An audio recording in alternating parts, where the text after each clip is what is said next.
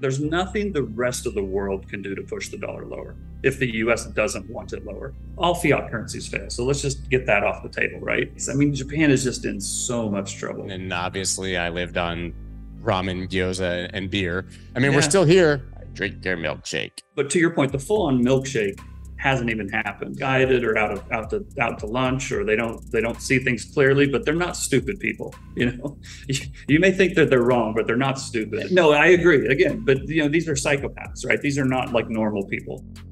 Even after an unprecedented period of money printing and high inflation, the dollar continues to be a wrecking ball, destroying everything in its path. I spoke with Brent Johnson, who's the founder of the Dollar Milkshake Theory, about why this remains the case, what governments can do to stop it, and why it's likely to continue. You don't want to miss this conversation. Let's go.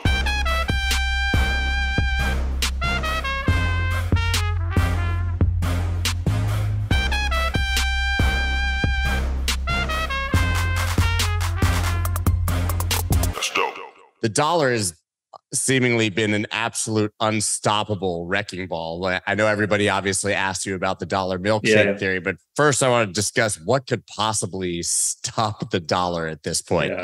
Well, to be honest, I don't think there's anything the rest of the world can do to stop the dollar. I think it's going to come down to whether or not the US wants a weaker dollar or not.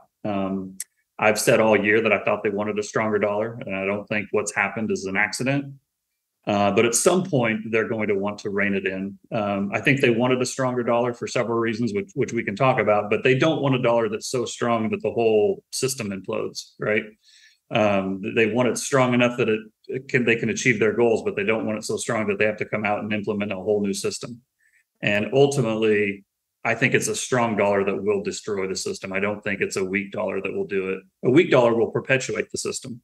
It allows people to kind of continue what they've always done. So, I think tomorrow's going to be a big tell on whether or not they got it strong enough for now, or if they want it a little stronger. If you've been following me for the last few months, then you definitely know that I've been trading and investing on Bitget.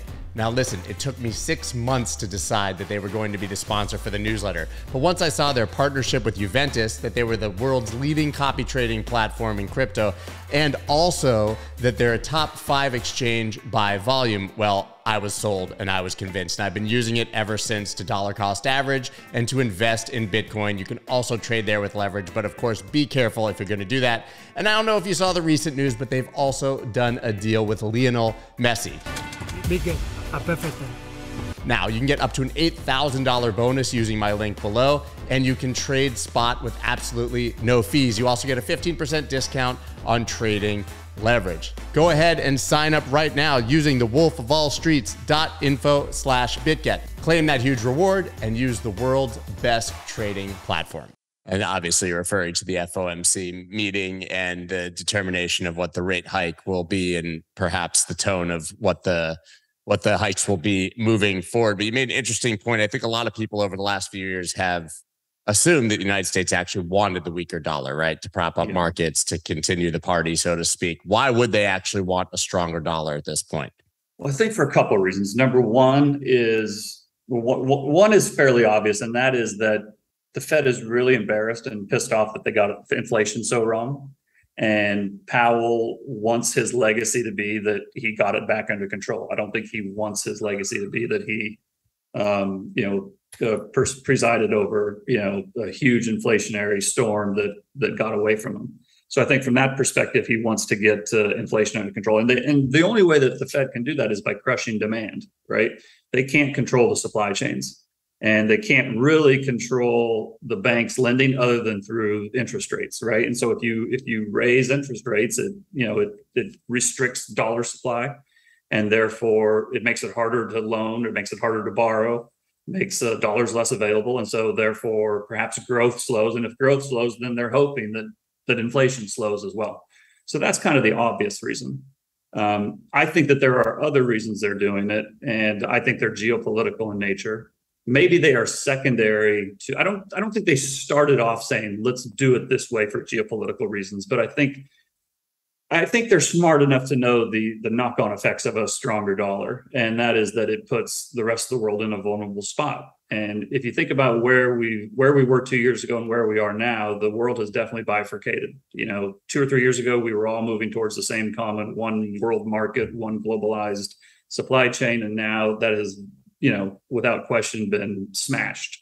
And we're going towards two supply chains and producing your own things for national security reasons and COVID responses. And so, I think sides are being chosen, for lack of a better way of saying it, right? We've got the US versus China, we've got Russia versus the US, we've got Russia versus Europe. So we've got all these different sides that are being drawn. And I think for the most part, it's, East versus West, right? And so people are choosing sides. And I think any countries that are on the margin and could kind of go either way, I think if the US can put them in a vulnerable position, then they're also in a position to bail them out or help them out. But I think now, in the past, there weren't so many strings attached to the bailouts or to the help, but I think there would be strings attached now.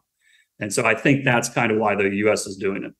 Interestingly, number one was Powell wants to basically have his Volcker moment, right? Obviously, right. But the situation is not the same. Debt to GDP is over 120% rather than 30%. Right.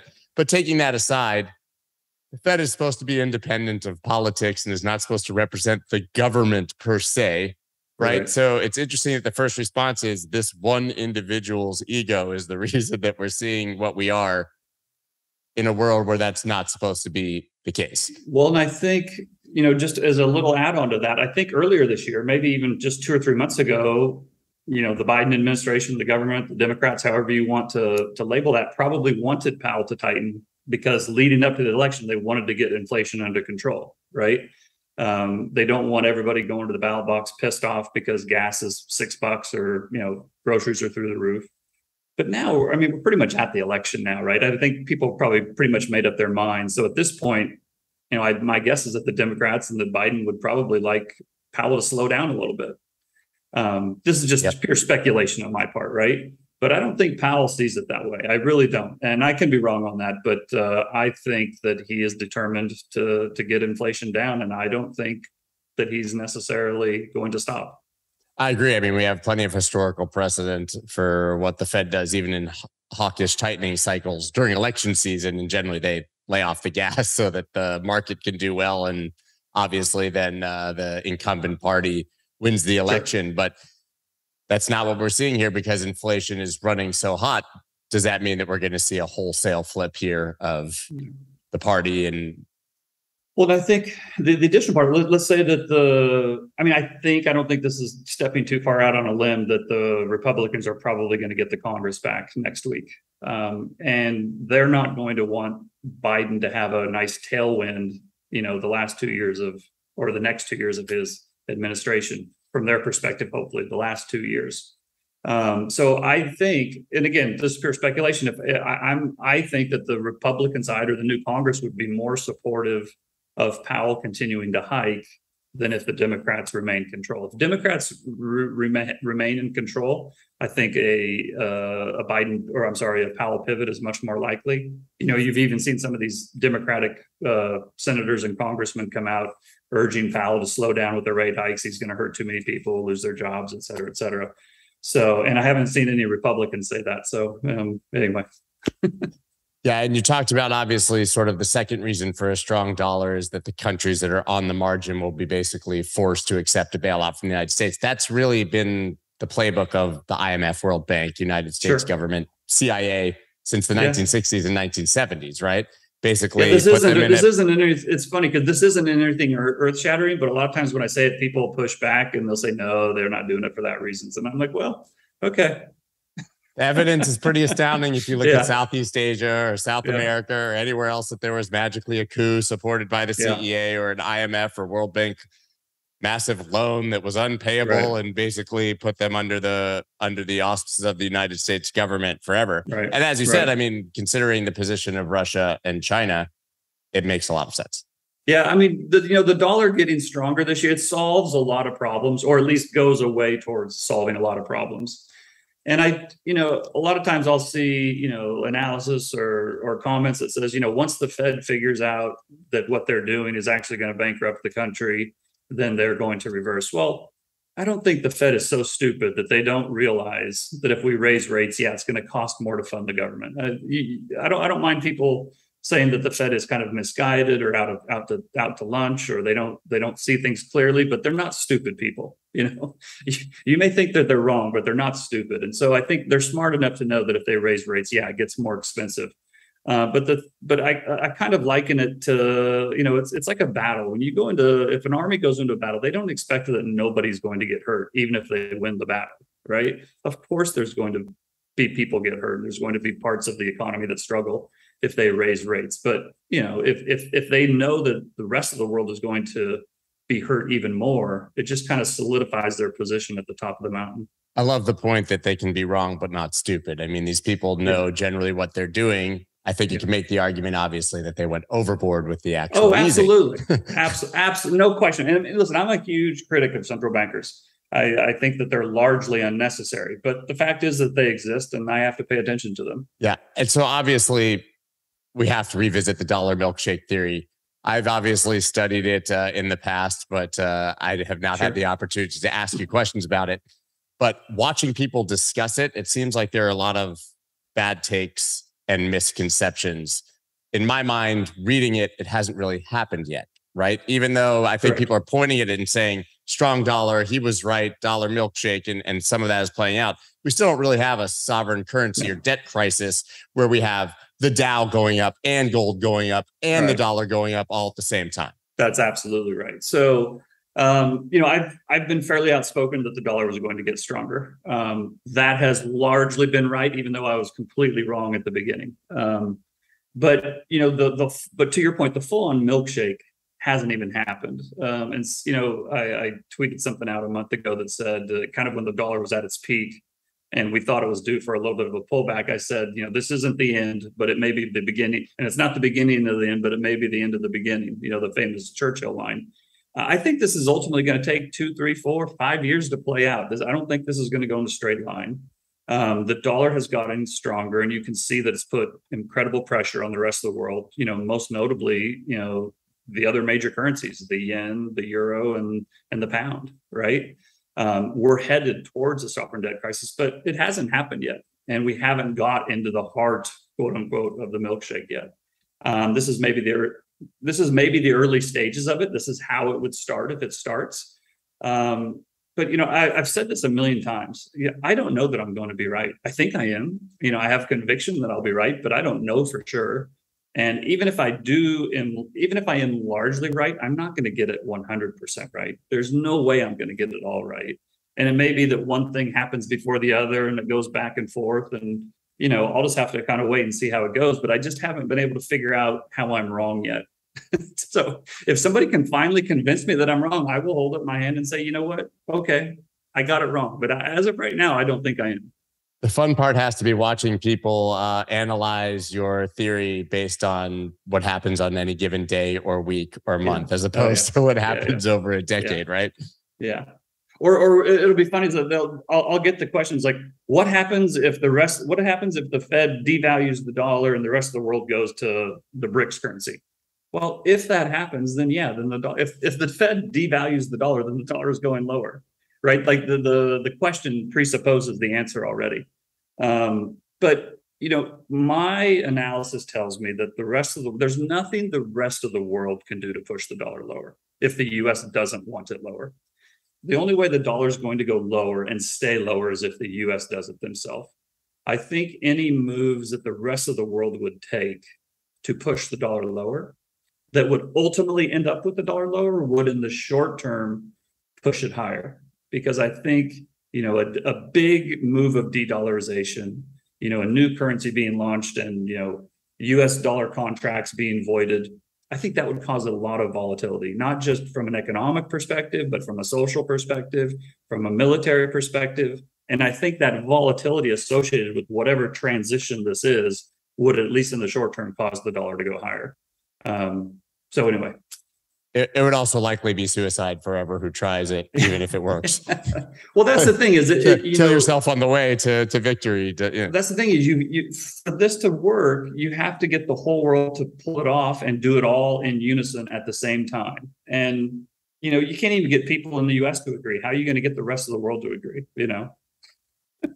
So what would be the clear tells that the dollar milkshake theory is exiting sort of that end of the beginning phase, and it's really starting to play it out aside from, oh crap, the DXY is pumping? Well, I think if you started to see more of a quote unquote meltdown in the rest of the world. So if you see Japanese yields jumping through 25 basis points and going to 50 basis points or 75 basis points, that's not a good sign.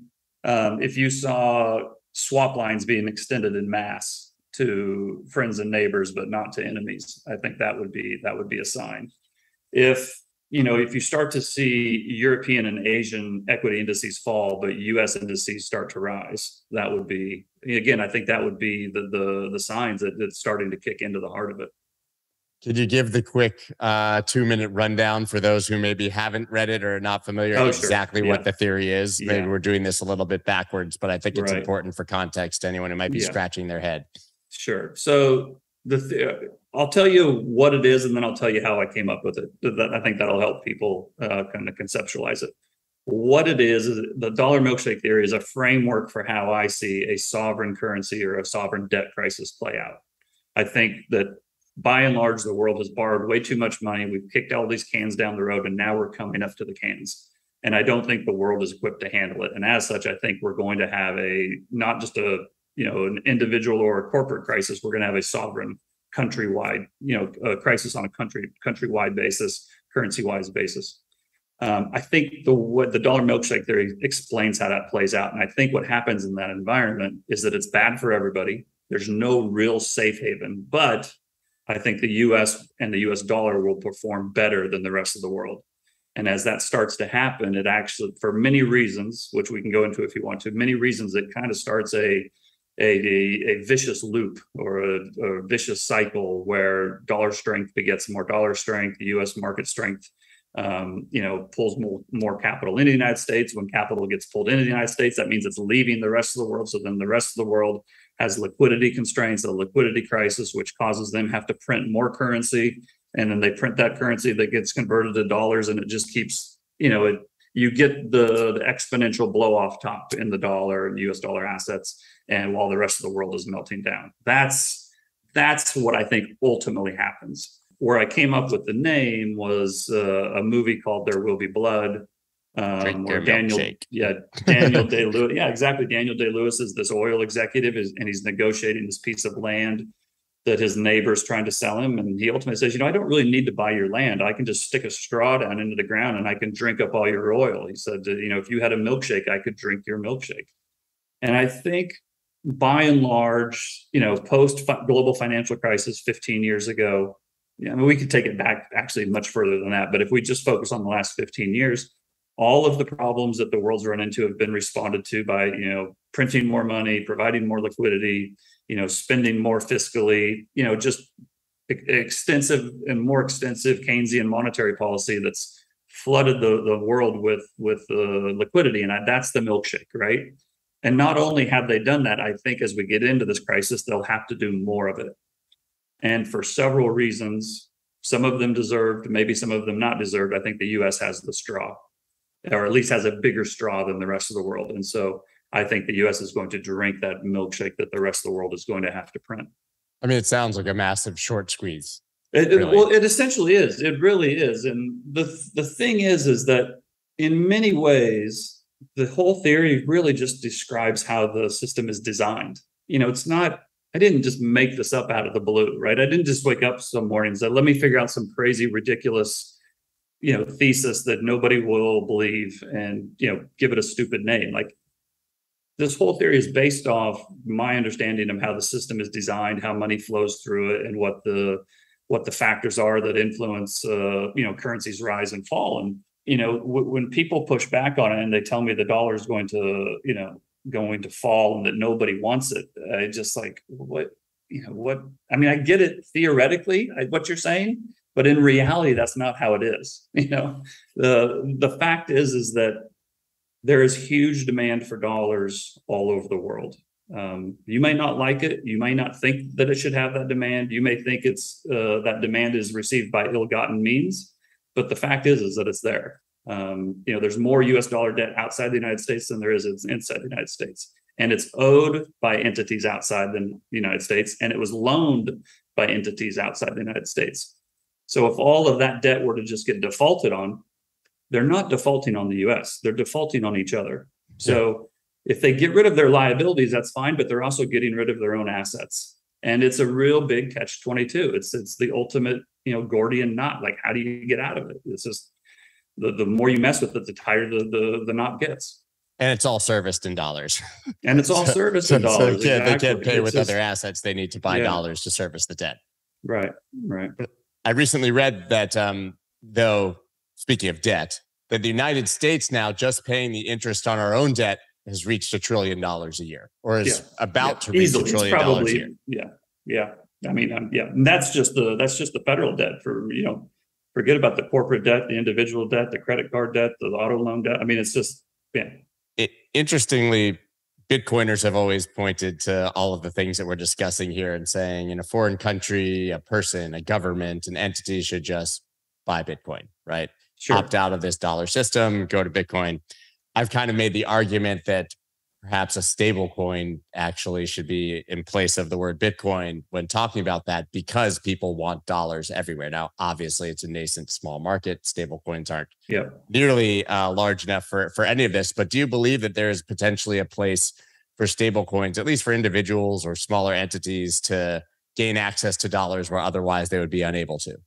Well, I think, I personally think that some people are not going to like me saying this, but I think that stable coins, specifically US dollar stable coins, will be in higher demand outside the United States than inside the United States, right? 100%. I think, as currencies come under trouble, and listen, eventually the dollar will eventually come under trouble. I'm not some dollar maxi who thinks it's the greatest currency ever and it's never going to fail. All fiat currencies fail. So let's just get that off the table, right? It's just that I think there'll be a progression of dominoes and the dollar will fall last. But as currencies start to fail, citizens, businesses, even governments start to look for alternatives, right? That's why governments hold gold, is because if their currency fails, they have some kind of a reserve, right? But as currencies start to fail, I think that, demand for alternatives will rise. And I'm not a huge proponent of Bitcoin and crypto, but I think that, that doesn't mean that it's not going to go higher in those other countries' currencies terms, right? In other words, my point is you could be, and I'm not saying that I am or you are, but you could be a Bitcoin bear in US dollar terms, but be a huge Bitcoin bull in, Turkish lira terms. Bull, yeah.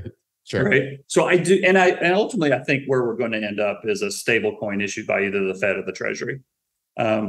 To me, that I'd actually like to get your thoughts on that, because to me, once you have a US dollar issued, like a government issued US dollar stable coin, then I don't really understand the need for a private market stable coin. And I don't know why the government would allow a private market stable coin to compete with its official US dollar stable coin. I think that would be obviously problematic for private stable coins, but I think the obvious answer is it depends on the structure of that central bank digital currency and how much privacy it offers. Right. If it's the worst version, China, for example, and they want your taxes, they remove the taxes for your wallet. They want stimulus, they airdrop you some coins. They want to know what transaction you sent to someone to buy some football tickets or share dinner, and they can watch that. Well, I think that's largely problematic. Well, I think that's where it's going, right? I mean, that's the government issued stable coin is like the ultimate form of control.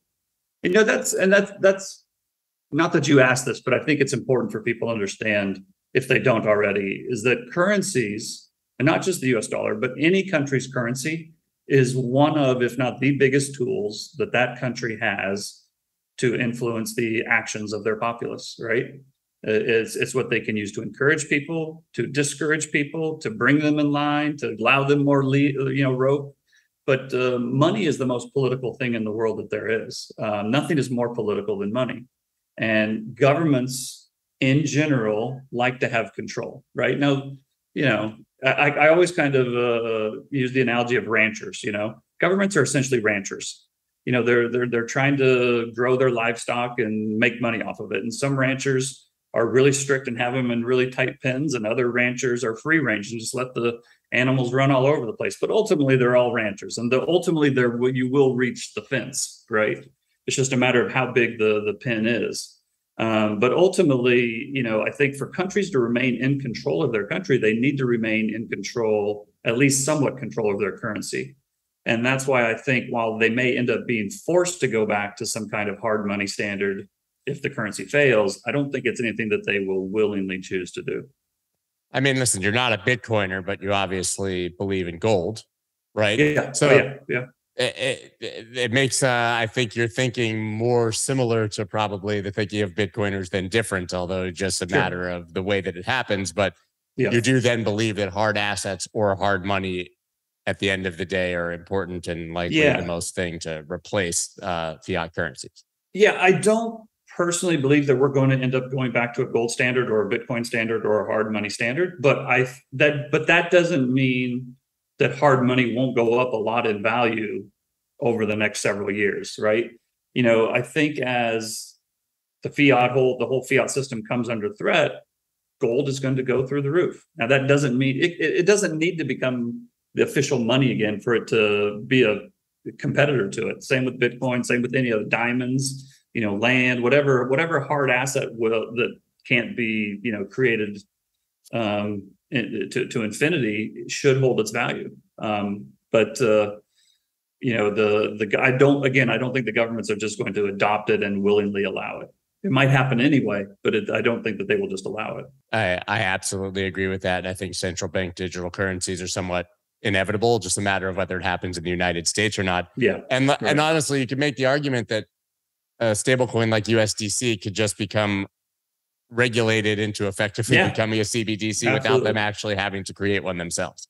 About a year ago, and I haven't looked this up recently, so this may have changed, or maybe I'm just way out of date, but about a year ago, there was a proposed legislation going around, and the language in it said that once the U.S. issues a government-issued stable coin, at that point, the Secretary of the U.S. Treasury will have sole discretion to grant licenses to other stable coins. So to your point, maybe they just license one or two stable coins that are already in existence and regulate them the way they think it needs to be regulated. But regardless, it seems that that's where it's headed.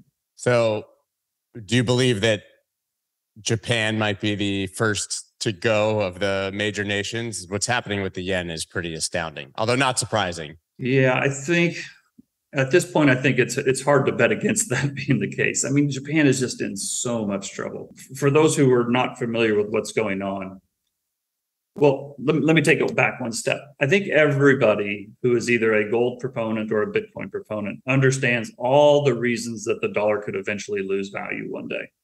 We've borrowed too much, the debts are too big. Once interest rates start to rise, we can't pay it off, et cetera, et cetera, et cetera. Well, all of these things that people are worried about one day happening to the dollar are happening right now today in the UK, Europe, and Japan. And that is that, they're having to monetize the debt in those regions they're having to take steps to monetize some of the debt. I should be a little bit more clear, to keep the bond market yields from going too high. And in Japan, for the last several years, they've had very low interest rate policy. And for the last 5, it's maybe even 10, it's been either zero or even negative. The reason that's a problem is because as they've issued all this debt at either zero or negative rates, the people or the buyers have been the institutions, the Japanese institutions, Japanese pension funds, Japanese banks, Japanese endowments. And so they've got all of these bonds sitting on their balance sheets. But now when interest rates go up just 25 basis points because of all the inflationary pressures, the balance sheets of the banking system and the insurance companies and the funds over there are all upside down. So they can't let interest rates rise without causing a banking system crisis. So when interest rates have gone up even just a little bit, the Bank of Japan has had to come in and do what's essentially yield curve control, which is essentially unlimited, monetization. And that just puts more yen into the system. And so the yen is down like 20% year to date, 30% over the last 12 or 18 months. That's a huge move for a currency. That's a big move for an emerging market currency that goes through a crisis. For a currency like the yen to go through that, I mean, it's really rather incredible. And it's really hard to see how they get that under control. And my belief is that the yen is going to go over 200. I just don't see how they can stop it. I agree. Only anecdotally, but I spent 2006, most of it in Japan. And obviously I lived on ramen, gyoza, and beer. And, a bowl of ramen, a gyoza, and a beer was 15, 16 bucks. No, it was like 30 bucks, excuse me, back then. Yeah. I have a friend who is in Japan right now, and he messaged me because he was with me in 2006 and said, the same thing we were paying $30 for, 15 years ago is now 15 bucks. Wow. Amazing. But 15 years ago, in an inflationary environment and price of things are half, hotels are cheaper. Yeah. I mean, it's really incredible, I think, if you're on the ground to see how impactful it is. Yeah, it really is. It really is. And that's, it's kind of a, the ironic thing to me, and again, this is going to happen everywhere, and it'll probably eventually happen in the United States. But, when interest rates started to go up in Japan, everybody kind of started to freak out because it was starting to cause this crisis in the banking system. So they basically come in and say, we're going to buy as many bonds as we need. And that's what soothed the markets. But that's a nightmare, right? That's basically saying we're going to sacrifice the currency. And now subsequently, they've also had to come in and intervene in the currency market. But you can't save them both. It's a teeter-totter, right? You either save the bonds or you save the currency. And, ultimately, governments always put up a big fight. They always put up a big protest, but ultimately they always choose to save the banking system and the bond market because that's how they fund themselves. If those go, then you've got an even bigger crisis. So it's hard to see how Japan gets out of this. You talk about their yield curve controls. Do you think that's effectively what we're going to see, since maybe Japan is the test case for what's going to happen everywhere else, as you pointed out? Is that eventually where we I mean, I think literally maybe today or in the last few days, a 3-year is now yielding more than a 30-year in the United States. Well, so that's the thing. So I do think that ultimately that will happen in the U.S. But again, I think it happens in Asia. I think it happens in Europe. It happens in the U.K. before it happens in the U.S. And the reality is I'm just saying what's already happened. Like, that isn't some big prediction. This has already happened, right? The ECB has already had to step in and buy the periphery bonds in Europe. The UK has already had to step in and buy the gilts in the UK. China's doing their own form of stimulus. Japan's buying the JGBs. The Bank of Canada has said they're going to slow rate hikes. Australia tried to do the same. So, and here we are. We're still trying to figure out whether or not Powell's going to pivot or not. So my point is even if Powell pivots tomorrow, he will still have pivoted after everybody else. So, again, all of these central bankers, they all know each other. They all go to the same schools. They all have the same models. They will all ultimately do the same thing. But so if you think they're all going to do the same negative thing, then you got to go and to figure out what's going to happen, you got to look at who has more advantages than the others. And again, for better or for worse, the U.S. just has more advantages than the rest of the world. You mentioned the all-powerful pivot, right? Which is inevitable, right? At some point it will happen, and I don't think there's really a point in trying to time it personally.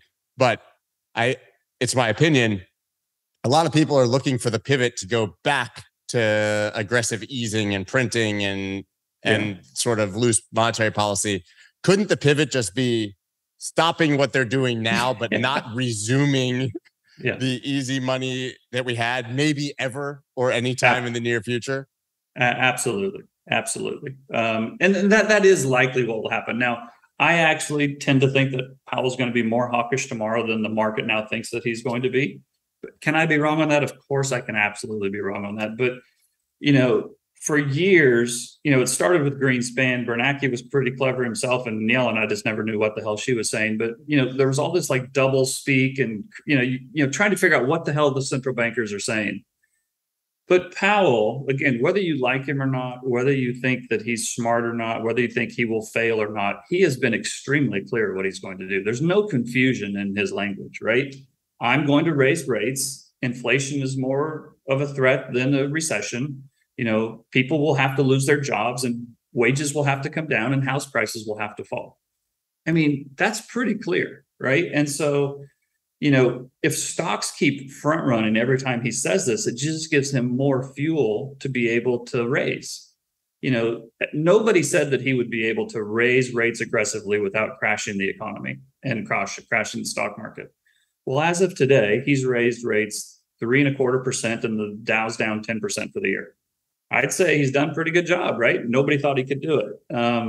So if he is going to pivot here and equities take off, well, then he's pretty much engineered a soft landing for at least a year, right? Maybe it will, of course, it will ultimately fail. But, there was a lot of people earlier this year who didn't think he'd even be able to get to 1 or 2 rate hikes. And, here we are. Yeah, I think that's absolutely accurate. And the funny thing is, you talk about how he's been extremely clear. Everyone says don't fight the Fed, but for years that basically just meant buy everything, right? Because you know that the Fed is going to ease. I don't think people really, speaking of pivot, I don't think most investors pivoted to don't fight the Fed, meaning it's going to go the other way. But I think we're also so used to politicians, central bankers, whoever it is, speaking in double talk and not telling us what they're going to do, that people just didn't believe him. Well, that's the thing. It's like, what trick is he playing on us, right? He obviously can't be telling the truth. But I really believe that's what people thought. Yeah, no, I agree. So the question is, I mean, personally, and this will come out after we've already seen what happens at the meeting, but it'll go another 75 basis points probably. Then maybe 50 in December, maybe 25, or the next 3 meetings, whenever. What happens if we get to that 5% and inflation's 8%? Then things get really, really hard. I mean, and I actually think that there's a bigger chance of that than many people think. I mean, inflation there's a lot of hasn't people, budged. If you really dig in, inflation has not budged on the first 3.25%. Now, I think my guess is what will happen is he will keep hiking as long as he can. And here, I'm going to tell you the reason I think this after I tell you, but I think that he's going to keep hiking. And I think he will eventually cause a recession, and he will eventually cause a big crisis. And that is not a out on the limb opinion. Pretty much everybody has that opinion that he's just going to keep hiking until something breaks. But I think part of the reason that he will do that is, again, I think his personal legacy is at stake. Horrible reason, but yes. No, I agree. Again, but these are psychopaths, right? These are not like normal people. And to further that point that these are not normal, they are arrogant enough to believe that if they break something, they'll just institute some new program and fix it, right? They've built this Rube Goldberg machine and added onto it so many times, and the world is still spinning, that they, even though this Rube Goldberg machine is the result of massive failure, they view it as this beautiful sculpture that they've built. And if something breaks, they'll just go put a new, whistle on it, or a new slide, or a new rope, and fix that problem that'll restabilize the system, and then we'll hit another problem. And I just think that they can fix it if they break it. And they think breaking it is the only way to get inflation under control. But do they have historical precedent to believe that? I mean, we're still here. It's 2022, right? There's been some amazing financial crises in the past, and we've seen austerity in Europe, and we've seen collapses left and right all over the world for hundreds of years. But here we are. Absolutely. So, when people tell me that the Fed is out of bullets, I'm like, you're crazy. Fed's got a lot of bullets. That doesn't mean they're going to hit their target. It doesn't mean they're not going to kill somebody. Doesn't mean that they're going to be successful, but I think the Fed still has bullets. So what's the best case scenario? If inflation starts, I mean, it's very hard to even consider at this point because we've just seen inflation remain so sticky.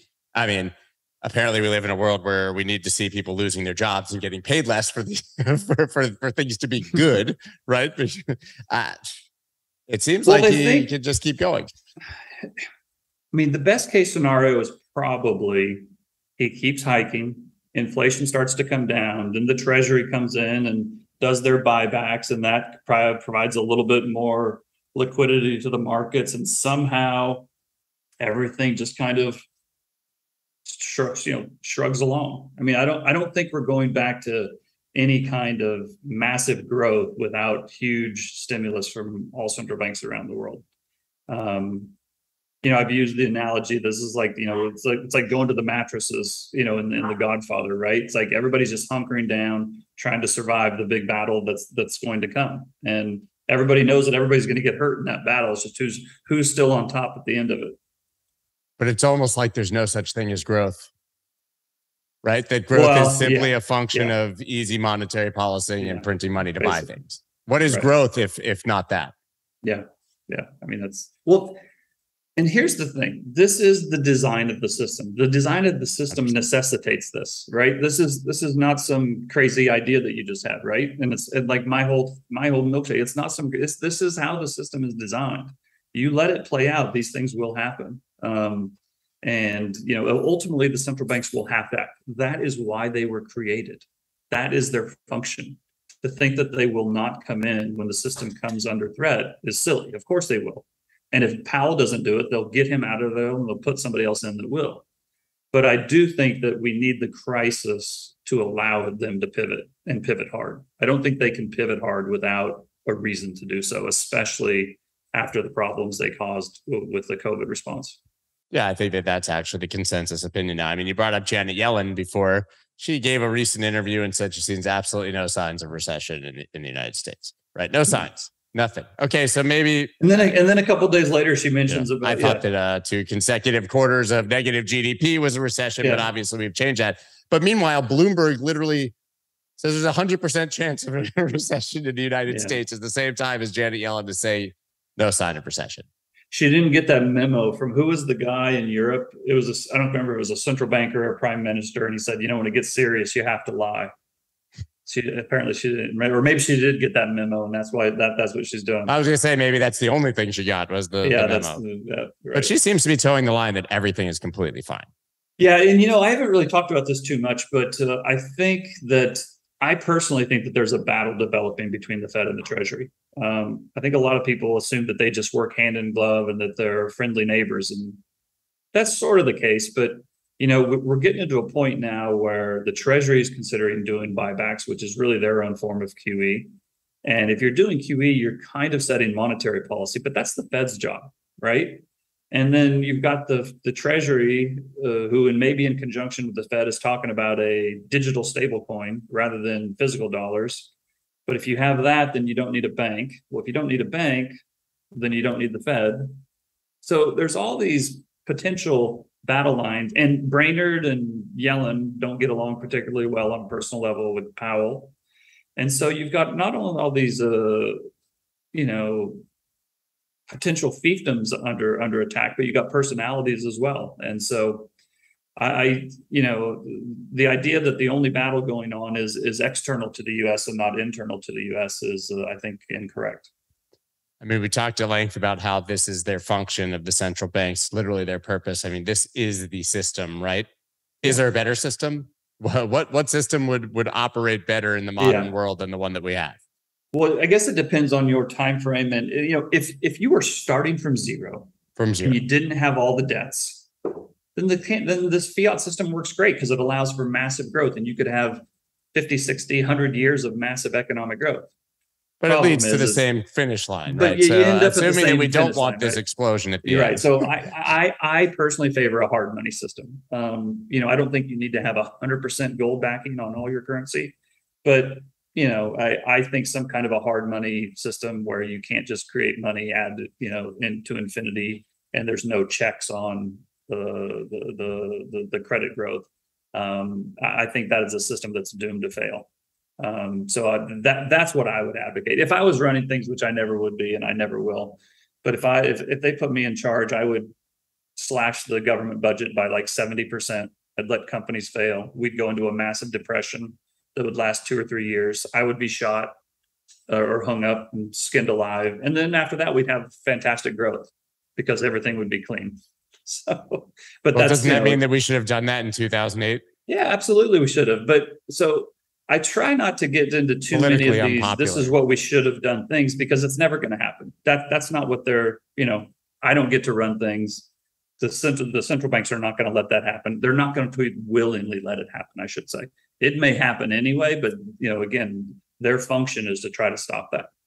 Yeah, politicians really like to keep their jobs and not end up getting strung up. And austerity and depression are very unpopular. But that's literally, sadly, the reason that's where we're at. That doesn't happen. Yeah. Okay. Couldn't you make the argument that let's go back to 2008. I know you hate that it shoulda, woulda, coulda.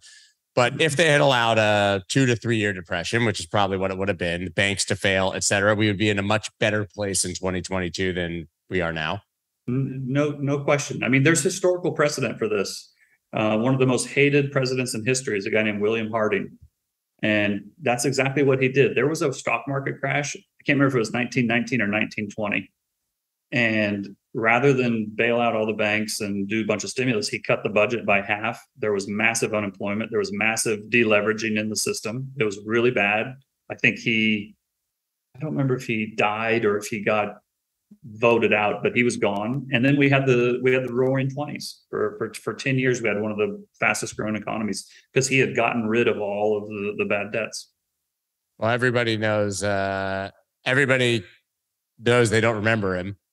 Right. And so even if you can credit him for what happened, no politician wants to be him just for the sake of, I don't know, humanity and the future of the country. To your point, like when in 2008, that's right when Obama came in, and Obama had the opportunity to bring in all new people, but instead he brought in all the same people that had presided over 2008, and and then after that,